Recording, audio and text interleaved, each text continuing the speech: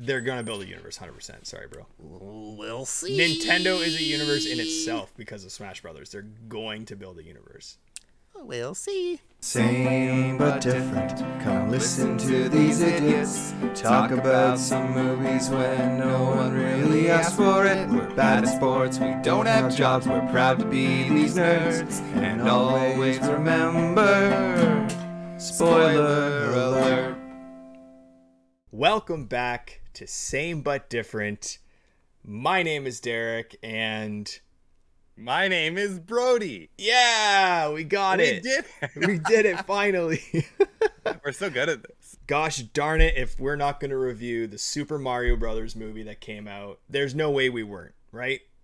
No, of course not. Of No. course not. And we wanted to start doing more topical reviews and things like that. And I think this is the perfect one to kick it off with. Super Mario Bros. Has always been special to us because, as you know, we're brothers. So we kind of had that sibling mutual identification between Mario and Luigi growing up throughout. Player 1, Player 2. Like, it was always a thing. So I was Luigi.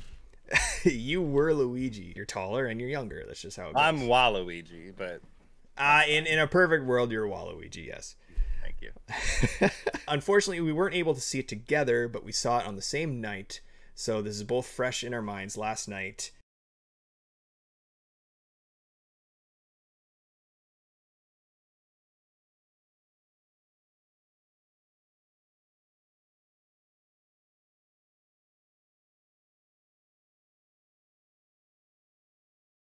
I saw it alone. I was little old Derek sitting in the theater by himself with a kid's meal, popcorn, and drink. Why did you do that to yourself? Watching- Why did you make it so much worse? Worse? That's a matter of perspective. It was I guess so that's much true. better. Let's kick it off. Let's go to work. Let's go. Oh, you did it! Should we just like gush about it first? Okay. Brody, Yeah, we can do that. Brody, I love this movie so much. I was smiling throughout the whole thing. Usually when I watch movies by myself, I don't laugh. I mean, I might snicker or chuckle to myself, but I won't laugh out loud. But because of the nostalgia, because of my eyes feasting on what was on screen, I couldn't help but to just laugh out loud at some points and smile and giggle and just feel so fuzzy and warm inside. I just loved this Yeah. so much. Non-stop smiling. Literally, my cheeks hurt. I don't think I stopped smiling the entire movie. Oh, I love that. I love that. Initial thoughts without like breaking it down whatsoever. What did you feel about the movie by the end of it? When you're walking out of the theater, what did you think?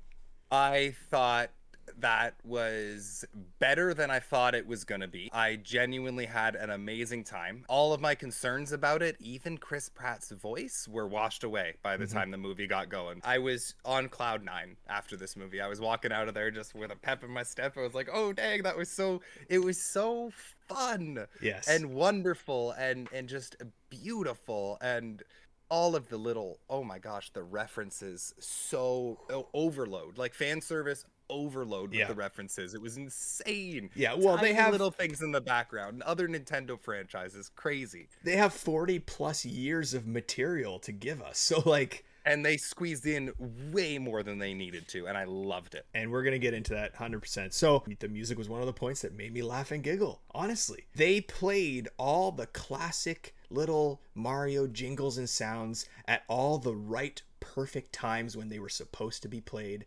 And not only that, but the theme music and the jingles and stuff, they wove into like modern orchestrative versions of it. Yeah. And it just felt like I felt alive. I felt alive with this music, and it was perfect. I found myself sitting in the seat and being like, before I could even think, wow, this would be a perfect moment to play this soundbite, they did it. And they were just feeding into my wants and needs and my greatest wishes the entire time. Every time a new song played, score-wise, and we'll get into that in a second, soundtrack versus score of this movie.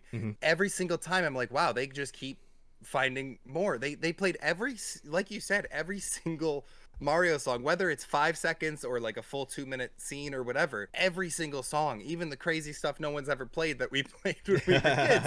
Like, everything. It was always done at amazing times, and somehow they made just your classic, the ones you will know, into these grand like you said, orchestral, larger than life, beautiful songs. And I'm like, how? Excuse me? An Illumination, no less. Oh my gosh. Illumination has hit it out of the park with this movie. Yeah. We're just gonna gush about the whole review, but yeah. Yeah. Well, that being said, score versus soundtrack, I did find the soundtrack a little bit jarring sometimes. Some of the songs fit really well. Sometimes it was that Illumination humor where it was like, you know, like Thunderstruck by AC/DC playing. Like, it worked well, but also like I would have rather they just stuck with the Mario songs, you know? I agree, and that's actually one of the points I wrote down. It didn't take away from the movie too much for me. Like, it didn't lose points for playing real world music, I guess, but it did snap me back to reality unnecessarily. That's a good way to put it. Yeah. So yes, I would have much preferred them. Maybe even if they made like 8-bit or Mario-esque versions of those pop songs rather than just fully playing the radio versions of those songs. That would have been interesting, but then I would have been spending time trying to figure out what song that was, you know? I guess that's true. Yeah. But yeah, no, I totally agree. They worked where they were put in, but there was just this temporary like, oh wait, that's a real world song and I'm in the Mushroom Kingdom. What? This is weird. But then I was right back in it. It didn't last very long.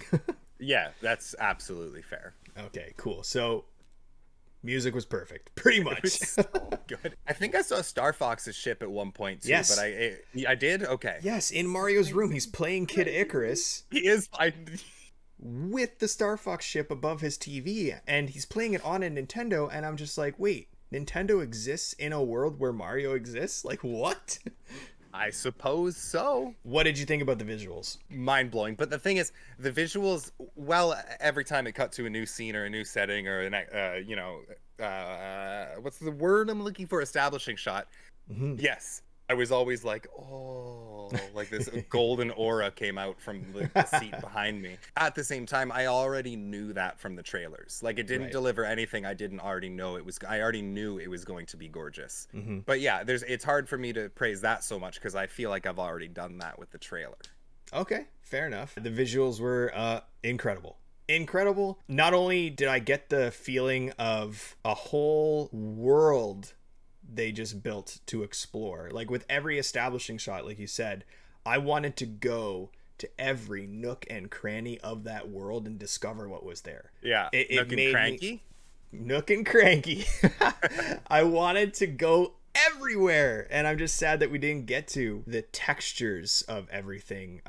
Toad's skin, Mario's clothes, like their mustaches like blue in the wind. Yes, like, yeah. Everything was so they didn't need to go that hard on the animation, on the visuals. They didn't need to, and they did. They brought enough realism to a cartoon character to make it just feel and look so good. Whoever wrote this and who the team behind this knew exactly what they were doing. They did not leave anything up to chance or let's try this out. This was calculated and amazingly done. The attention to detail was mind-blowing. Specifically the scene, which is also an Easter egg, where Mario and Luigi are running through the construction site, platform style.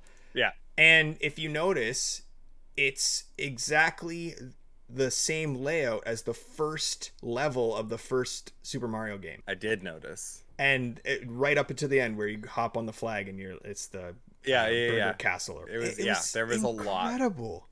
Like, even we'll get to what we thought about the plot in the actual movie, but like aside from that, this movie was already amazing. Like, it didn't even need a good plot or anything. Let's move on to the cast and the voices, which has been a point of contention since it was announced that Chris Pratt was going to be doing Mario, even to the point of, like, you know, Seth Rogen doing Donkey Kong or Charlie Day doing Luigi. Even some people Charlie Day as Luigi was always never in doubt in my mind. He was perfect, and I knew he would be. Everybody in this movie was at least really good. Like, what a way to put it. Yeah, well, because I think everybody was spectacular except for Seth Rogen. I would be inclined to agree. However, I do want to see a Donkey Kong Country movie now in Oh, that exact style. 100%. It did not deter me from wanting to see more Donkey Kong, more of any of these characters on screen with the voice actors. I don't care. It's just the fact that Seth Rogen, and he's gone on record to say that the only way he took the job is if he could just use his voice, because he doesn't like doing character voices. So you just hear Seth Rogen, which is fine, because there's more to a character than just the voice, so it's fine. But and that being said, Donkey Kong was amazingly done. They did a great job with Donkey Kong. It was just, I agree that his voice was probably the weakest in the ensemble, yes. Like, we were all worried that Chris Pratt was being lazy by just using his voice, but it's really Seth Rogen was the lazy one. Yes, this is bizarre for me to say, and I hate myself for saying it, but I thought Chris Pratt did a really good job. Oh, he did a fantastic job. He did a great job. 3 minutes into the movie, I didn't even remember it was Chris Pratt doing the voice. Absolutely. And 1 minute into the movie, they make a joke about why they don't do the Italian accents, and it was immediately like, shut up, everybody, this is why. And it was like, what? Imagine a whole movie with those voices. It would have been horrible. Exactly. They made us realize that right away. Exactly. They put us in our spot. And they still got the original Mario to voice a character, a little cameo, which was like really nice. Fun fact, also voiced his dad. I know. What? So cool. And Mario has parents in this. He has a family. It's a whole family, dude. There's one thing that I'm still very much on the fence about. I love Bowser so much. I think Jack Black killed this role. Oh, he's such a good He was him on the piano. Well, see, that's what I'm on the fence about. No, I loved it. Okay. I don't know if I loved, because I either loved it or hated it. I feel very strongly somehow in my mind, but I haven't decided where I want to land yet. Because to me, there were multiple moments where I was like, yo, this is really cool. Bowser singing a love ballad or whatever. But then I was like, what? No, Bowser wouldn't.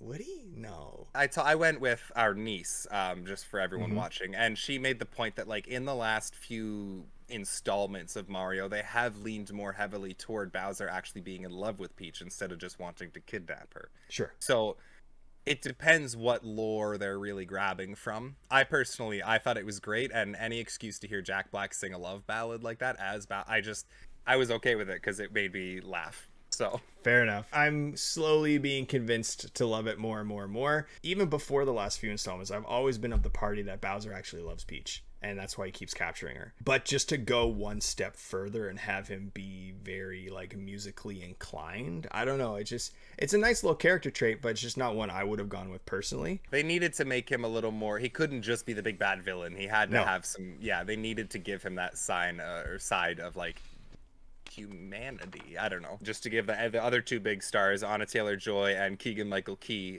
Peach and Toad, both did fantastic as well. So good. Peach was so cool. Toad was so funny.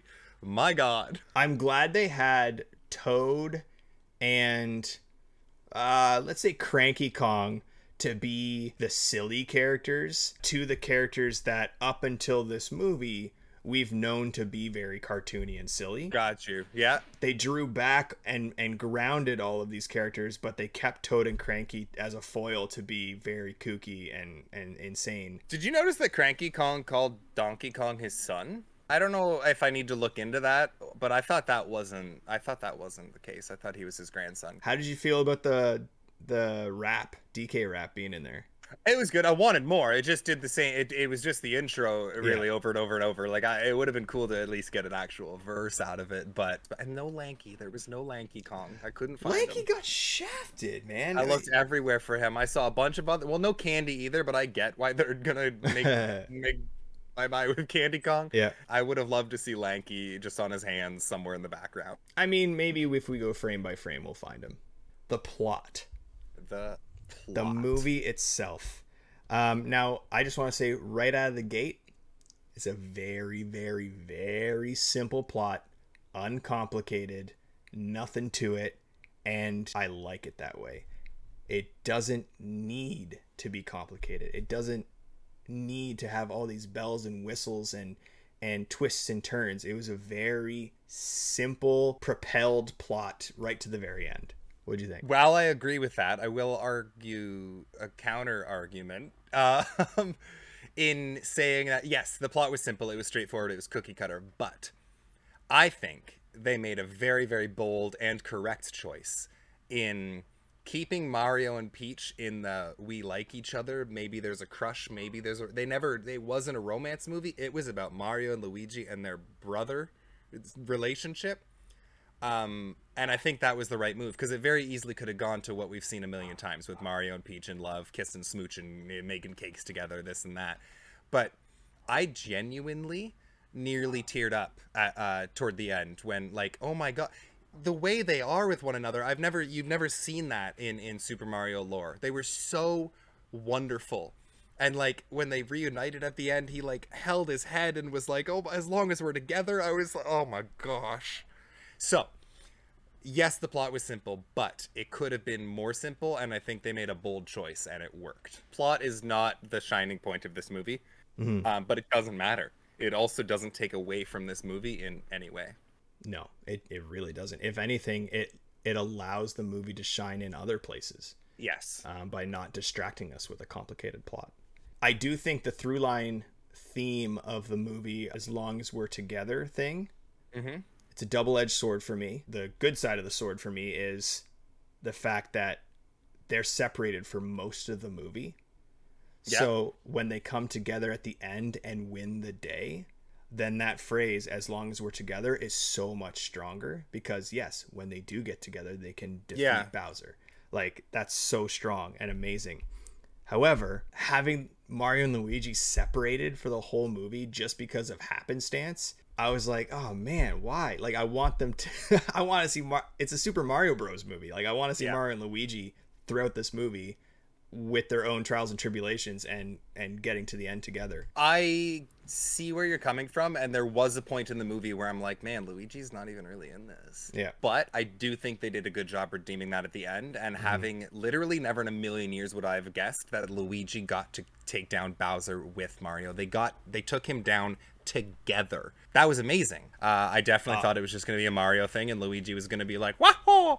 But it was like, so in my opinion, it tricked us on purpose. It made us think, you know, Luigi's the damsel in distress here, Mario's gonna save the day.